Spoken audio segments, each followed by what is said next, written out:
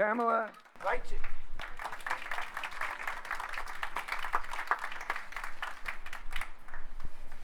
Last summer, part of a TV series was being filmed locally. Missing the call for extras, I applied with the company for the future, filling out an extraordinary application so personal that it included sizes of private parts of my body. I fit into the 70s to 80s age category, which lacked many opportunities. Finally, there was notice of openings for elderly patrons in a casino scene. Yes, I got it. Boy, was I pumped. I was running around like I was going to be a star. Great addition to my resume. All I could talk about was how exhilarated I was. I traveled to Newburgh, New York for my first COVID test, negative, yes. A very few days later, I very excitedly went for my fittings. I'm a nut for being on time, and on the road to Newburgh again, a state trooper gave me a ticket for speeding just 3 miles before my exit. They mailed a whole list of items to bring with you for the fitting if you had them, and I loaded 3 outfits into a suitcase with belts, jewelry, and shoes, also wearing what I would wear to a casino. They, of course, had a totally different idea of what I should be wearing. So I tried on at least 4 of their outfits and then some of what I bought. But I never was told which of their outfits I would be wearing. I was not happy with any of them, actually. Wants to dress like an old lady. But I was still pumped. The next COVID test was done when we got there on the day of the shoot at 8:30 in the morning.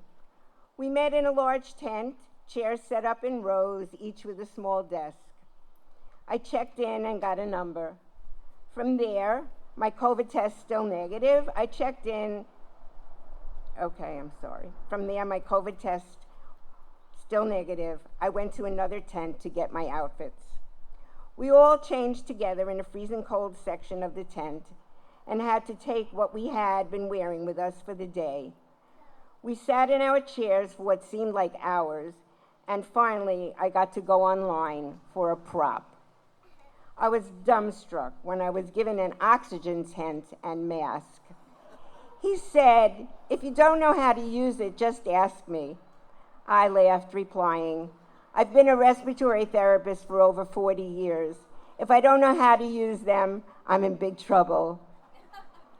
My pumped up was now deflated, ugly clothes and my face covered. We were finally ushered into the casino. It was a set for the 70s with non-working slot machines. I had to keep pulling on the handle. Nothing spun, and there was no sound.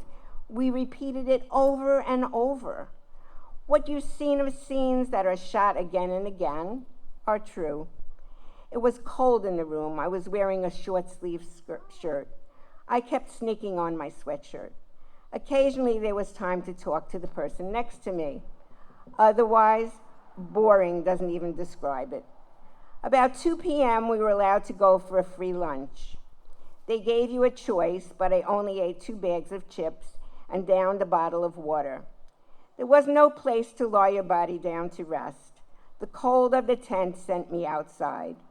The weather that April day was blustery, especially at the top of the hill where the tents were perched, blowing in under the bottom and through the door flaps.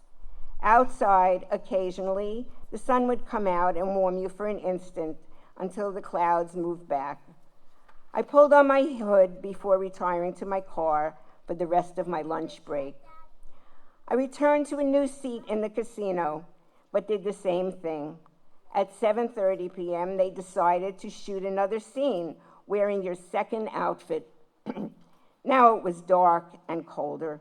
It was hard to decide what to uncover first, wanting to stay as warm as I could as the wind whipped up the bottom of the changing tent and sent shivers through my whole body.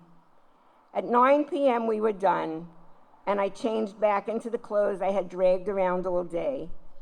I got home an hour later, exhausted.